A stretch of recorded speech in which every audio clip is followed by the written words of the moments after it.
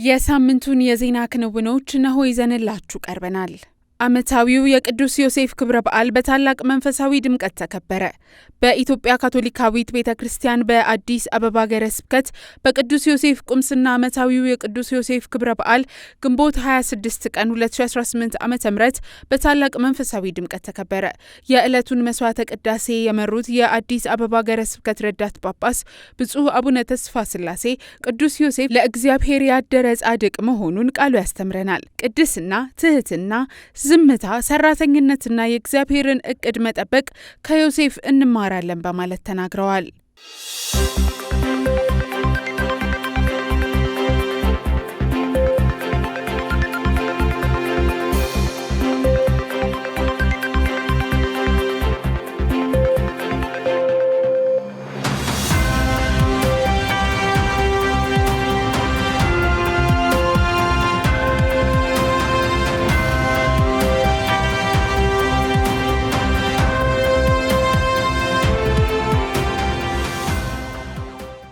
የመድኃኔ ዓለም ዓመታዊ ክብረ በዓል በድምቀት ተከበረ። በኢትዮጵያ ካቶሊካዊት ቤተ ክርስቲያን በአዲግራት ሀገረ ስብከት የመድኃኔ ዓለም ዓመታዊ ክብረ በዓል ግንቦት 27 ቀን 2018 ዓ.ም በመድኃኔ ዓለም ካቴድራል በድምቀት የተከበረ ሲሆን የአዲግራት ሀገረ ስብከት ጳጳስ ብፁዕ አቡነ ተስፋ ስላሴ መድህን የበዓሉን መስዋዕተ ቅዳሴ ያሳርገዋል። በበዓሉ ላይ በኢትዮጵያ በሐዋርያዊ ጉብኝት ላይ የሚገኙት በቅድስት መንበር የምስራቅ አብያተ ክርስቲያናት ክፍል ኃላፊ ካርዲናል አቡነ ክላውዲዮ ግጀሮቲ፣ የብፁዕነታቸው ጸሐፊ ክቡር አባ ዲሜትሮ እንዲሁም በኢትዮጵያና በኤርትራ ካቶሊክ ቤተክርስቲያን የዘርፍ አስተባባሪ ክቡር አባ ጃሮስላቭ፣ በኢትዮጵያ የቅድስት መንበር ተወካይ አቡነ ብራያን ኡዲያጎ፣ ካህናት፣ ገዳማውያት፣ መነኮሳት፣ ወጣት መዘምራንና ምእምናን ተገኝተዋል።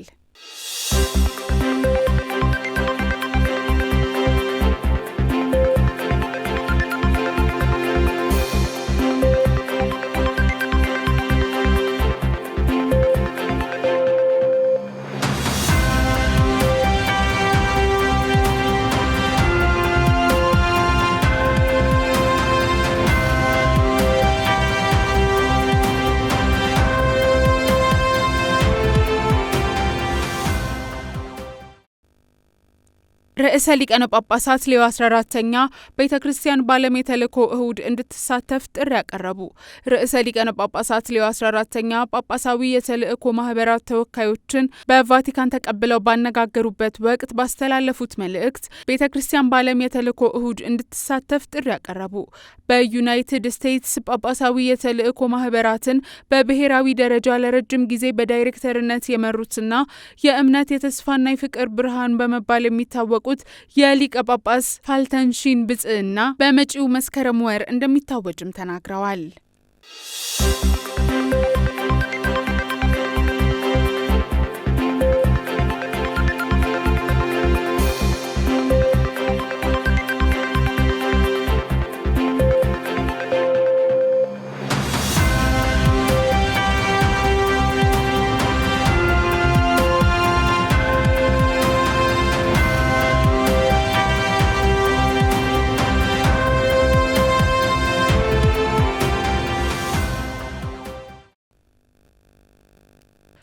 የዶን ቦስኮ የቀድሞ ተማሪዎች ህብረት ስብሰባ ተካሄደ። ግንቦት 27 ቀን 2018 ዓ.ም በአዲስ አበባ ሀገረ ስብከት ጎተራ በሚገኘው የቅዱስ ዶን ቦስኮ ገዳም የዶን ቦስኮ የቀድሞ ተማሪዎችና ወዳጆች ህብረት ስብሰባ ተካሄደ። ስብሰባው በዋናነት የአፍሪካ የዶን ቦስኮ የቀድሞ ተማሪዎችና ወዳጆች ለወጣቶች እድገት በሚጫወቱት ሚና ላይ ትኩረቱን በማድረግ ተካሂዷል። በስብሰባው በአፍሪካ 8 ሀገራት በሚገኙ የዶን ቦስኮ ትምህርት ቤቶችና ኮሌጆች የቀድሞ ተማሪዎች ህብረት ፕሬዝዳንቶችና ተወካዮች እንዲሁም ከአውሮፓ 3 ሀገራት የመጡ ተሳታፊዎች ተገኝተዋል።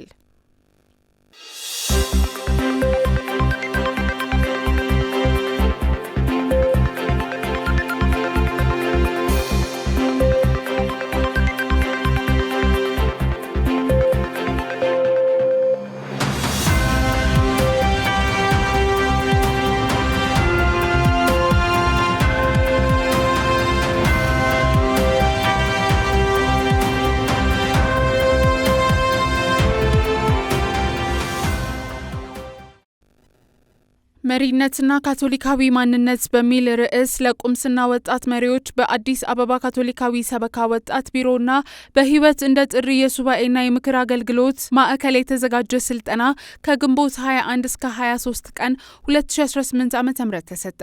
በኢትዮጵያ ካቶሊካዊት ቤተክርስቲያን በአዲስ አበባ ሀገረ ስብከት ወጣት ቢሮና በህይወት እንደ ጥሪ የሱባኤና የምክር አገልግሎት ማዕከል ጋር በጋራ የተዘጋጀው መሪነትና ካቶሊካዊ ማንነት የሚል ስልጠና ከግንቦት 21 እስከ 23 ቀን 2018 ዓ.ም በህይወት እንደ ጥሪ የሱባኤና የምክር አገልግሎት ማዕከል ተካሂዷል። በዚህ ስልጠና ከተለያዩ ቁምስና የተወጣጡ የወጣት መሪዎች የተገኙ ሲሆን በመግቢያው መርሃ ግብር ላይ የአዲስ አበባ ካቶሊካዊ ሰበካ ወጣት ቢሮ ኃላፊ ክቡር አባ ገብረ መስቀል ሽኩር ፕሮግራሙን በጸሎት በመክፈት የመርሃ ግብሩን ዓላማ ለወጣቶቹ ያብራሩ ሲሆን በመልእክታቸውም ይህ ስልጠና አቀፍ ሱባኤ እርስ በርስ ለመተዋወቅና በወጣቶች አስተባባሪና በወጣት ቢሮ የተዘጋጀውን የወጣቶች እንቅስቃሴ እቅዶች ገለጻ ለማድረግ ነው ብለዋል።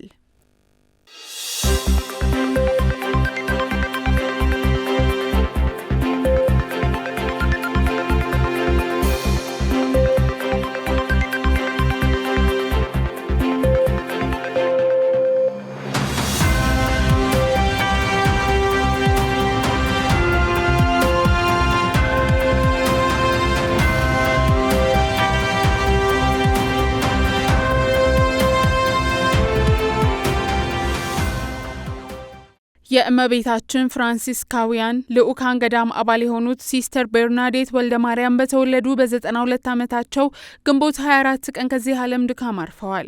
ሲስተር ቤርናዴት በ64 የምንኩስና የአገልግሎት ዓመታቸው ገዳሙ በሚያገለግሉበት በተለያዩ የኢትዮጵያ አካባቢዎች ወንጌልን የሰበኩ ለድሆችና ረዳት ለሌላቸው በእናትነት ፍቅር ያገለገሉ እናት ነበሩ። የመጨረሻ የአገልግሎት ዘመናቸውን ናዝሬት በሚገኘው የገዳሙ አዛውንት ሲስተሮች ማረፊያ ያሳለፉ ሲሆን ታቸውን በወደዱትና ባገለገሉት አምላካቸው እስከተጠራበት ግንቦት 24 ቀን 2018 ዓ.ም እዚያው ይኖሩ ነበር። ሰላም ካቶሊክ ቴሌቪዥን ለእመቤታችን ፍራንሲስካውያን ልዑካን ገዳም እህቶች፣ ለሲስተር ቤርናዴት ቤተሰቦችና ወዳጅ ዘመዶች በሙሉ መጽናናትን ይመኛል።